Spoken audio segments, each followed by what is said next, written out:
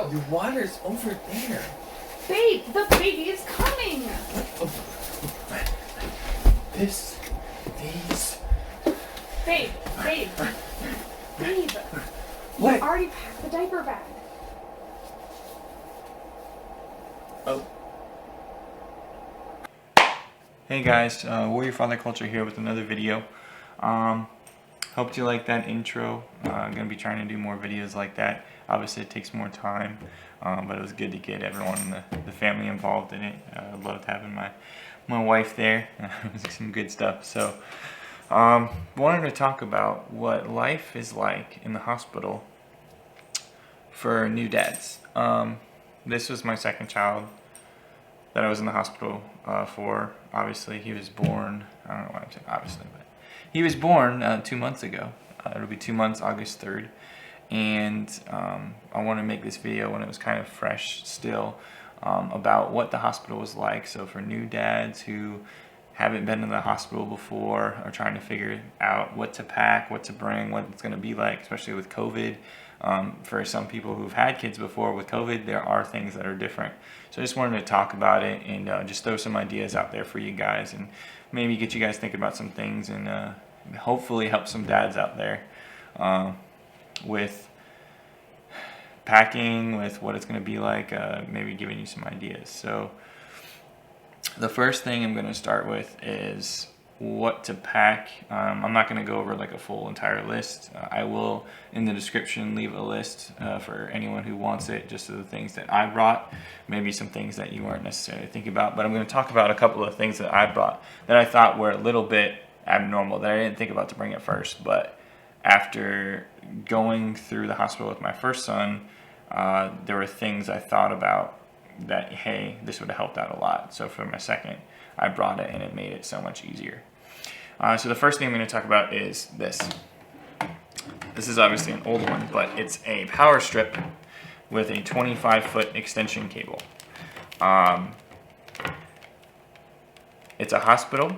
It's not meant for people to live in. So because of that, they might have 1 or 2 outlets that are there that are available for you.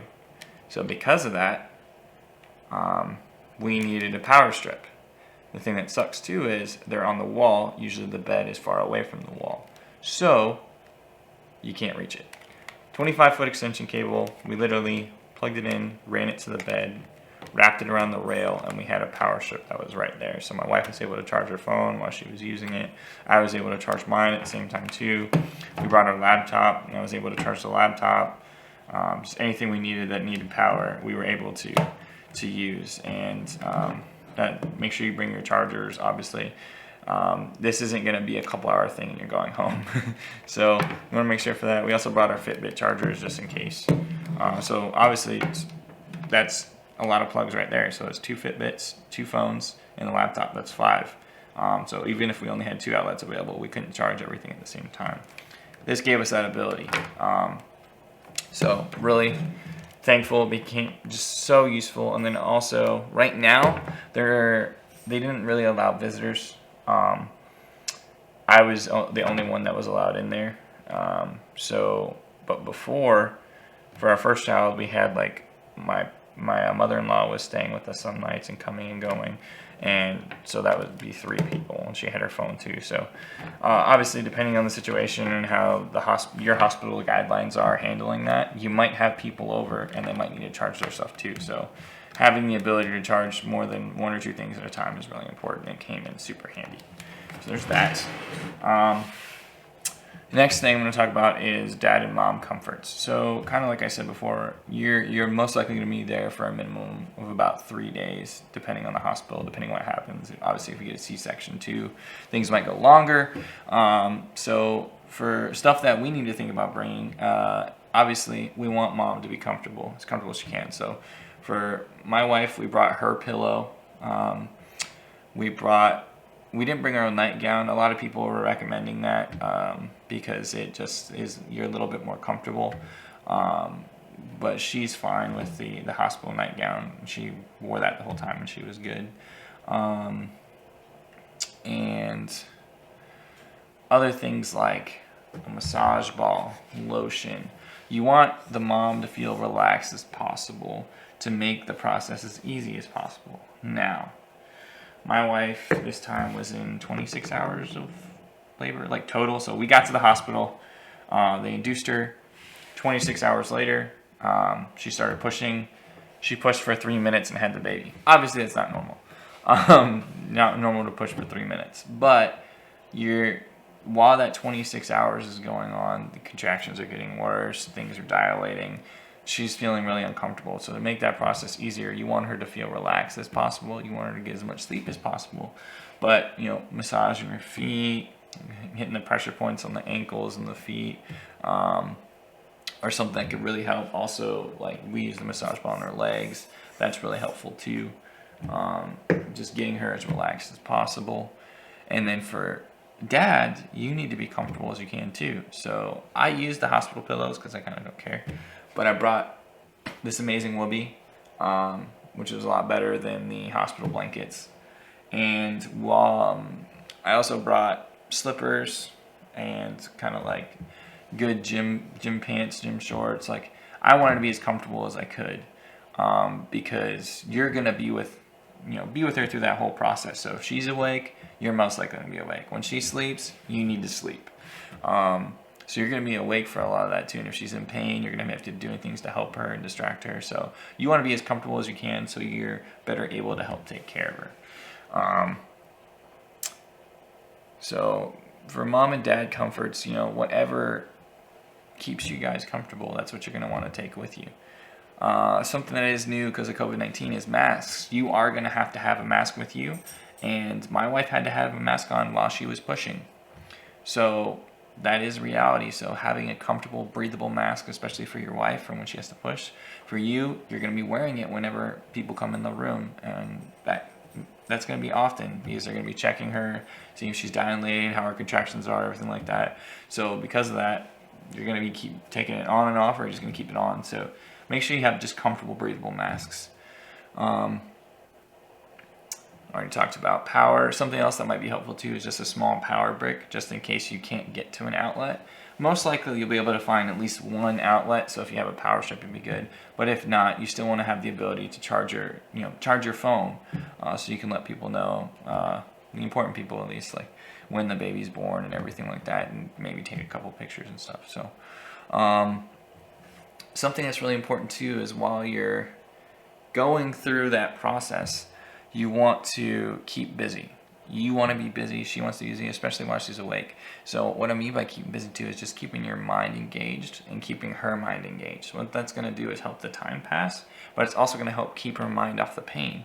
So like what we did is we played trivia crack because we're weirdos and we like answering questions. Kind of made it like a competition too. And for you guys, it might be bringing a deck of cards. It might be a game that you guys can play. Just keeping yourselves engaged. I know some people play music and like listening to music and stuff like that too, which is definitely a good thing. And if you bring your own Bluetooth speaker, you're gonna have to charge it, right? So there's another thing that you're gonna need to charge too. So just think about that. But for us, like I said, we played trivia crack on our phones and on the laptop, and watched a couple of weird YouTube videos just trying to pass through the time, and it helped go through things go through pretty quickly. When my wife was awake, she wasn't in that much pain. She did get the epidural, but even with that, while she's getting the epidural, it's painful, and it does wear off.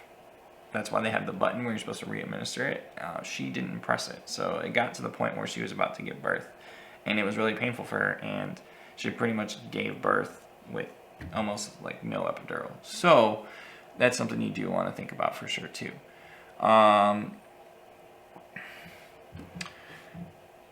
Next thing is, don't unpack everything in the first room you're in. Most likely, they're going to move you to another room. You have the birthing suite, and then you move into the new mother's suite. In the birthing suite, most likely there will be nowhere for you to sleep really, besides this really uncomfortable chair that kind of folds out flat. It's the most uncomfortable thing on the planet. When we got to the second room, there was an actual bed that it was another patient bed that I was actually able to sleep in and everything. But don't unpack everything in that first one because you're going to be moving, and you want to just make that transition as easy as possible. Literally, as soon as the baby was born, and we kind of went through the initial process, cutting the cord, making sure it was okay, and everything like that. Mama started holding the baby, and once Mama held the baby, I just packed up some of everything that we took out, and I just had all our bags ready. I think it was an hour later, and then we moved over. It just made it so much easier. And we had a couple of bags. We had our amazing diaper bag here. We had one other backpack, and then we had just a luggage, because like I said, you're packing for at least 3 days. So we had to bring all the hygiene items, all that stuff associated with it. So it's a lot of stuff. And another thing is why you might want to bring an extra bag just in case is you want to leave extra room for stuff to take home. So they do give you things while you're at the hospital. Obviously your insurance is paying for it, but there's diapers, there's wipes and stuff like that. There's care items for your wife, like these ice packs. There's like what's it called? Bigger size pads, because you do bleed. Like she will bleed after for a while. It's normal. And stuff like that. You want to just get as much of that stuff as you can because you don't want, free diapers, come on. Free diapers is free diapers. You don't want to pay for more diapers. Free wipes, you're going to use that no matter what. The pads are depending on how long your wife bleeds after. You want to get as much of that stuff for free as possible. So pack that stuff up and ask for more. Don't be afraid to ask for more. Obviously, if you're asking for a pack of diapers a day, they might tell you no. But especially when you're about to leave too and everything, hey, can I get a little bit more of this, a little bit more of that? If you have a son and he gets circumcised, ask for more of the small Vaseline packets because those are easier to use than the big tub. It's just stuff that will make it easier for you guys. Obviously, on your pocketbooks, but also when you're getting back, you have all that stuff already. So all you got to do is put it in the place where you're most going to use it. Another thing is bring cash, and we'll talk about the next point too, which is like ordering food and people bringing food. Bring cash because you don't know when you're going to eat. They don't bring you food. The hospital doesn't cover your food, so you have to think about when you're going to eat. So if there's vending machines and stuff like that, you might want to just get a snack, and then later on you'll worry about ordering food or asking someone to bring you food. Obviously talk to the hospital staff. Your hospital might be different than ours. They were okay with me walking downstairs to the front door, someone giving me food and me coming back up. Yours might not be, so you might have to order food and there might be a special process or whatever, or you might have to go downstairs to the cafeteria and buy food from there. So, and then you want to figure out cafeteria times and stuff like that, just so you know when you can and can't go. So if you're going on later in the night and you know it's going to be closed, you just bring food with you so that you're able to eat, and then when it does open, you can go get more food. Definitely something to consider. Something I said a couple of times throughout this video, but I'm definitely going to make sure I reiterate again. Sleep when you can. When she's asleep, you sleep. Don't stay on your phone looking at stuff or whatever, because you're going to need to be at your best to make sure you can take care of her as well as you can. And then even after the baby's born, you're going to be helping do things. The baby's not just like taken away from you the whole time, depending on the situation. So you're going to be helping hold the baby, put her to sleep. Obviously, when she's feeding, you try and stay sleeping, and then when she's done feeding, wake up, put the baby back in the bassinet, and help put the baby back to sleep. You know what I mean? But the way that you'll be most effective for your wife and for your new child is by getting as much sleep as you can. And again, we brought about 3 days of clothes. Depending on your situation, we've seen the general minimum is at least 3 days. Even with this COVID situation, it's about 3 days that you're going to be in the hospital, even if you have a smooth, perfect delivery and everything's normal after. So you got to bring that much clothes, hygiene items, and just, again, you want to be comfortable. So bring stuff that you're going to be comfortable in, that she's going to be comfortable in. Literally, after you give birth, maybe an hour or two after, she actually was able to change. Actually, it wasn't even an hour or two. It was less than an hour. She was actually able to change into some comfortable clothes for her, which was some sweatpants that we brought and like a comfortable t-shirt, a maternity t-shirt. So, like, think about that stuff, you know? It's not like she's going to be wearing a hospital gown the entire time, and you don't want to just bring like a dress and high heels for her to leave in, obviously. So just think about those things. And obviously have the right gear to pack it all in. I highly recommend this diaper bag, and I honestly haven't done like a full in-depth review of this thing. I will soon, but I've used it a lot for multiple different things, and the first time I used it was for the hospital, and it worked perfect. It was great. Even like leaving the hospital and everything too, it just made everything easier. Fit right in front of the car seat too in the car, so it was just perfect size, perfect place in the pockets. Can't say enough good stuff about it. So again, I'm going to leave a full list in the description if you guys want to look and check that out and maybe give you guys some ideas. But thank you so much for watching. Like, subscribe, get the message out there, guys. Let's share this with as much people as we can, and just remember why we're doing this, why we're warrior fathers, why we're trying to be different than most of the people out there. We're trying to make this world a better place by being fathers that are present, you know. So let's spread that knowledge, spread that message, and remember, seek knowledge, show heart, and stay strong, guys. I'll see you in the next video.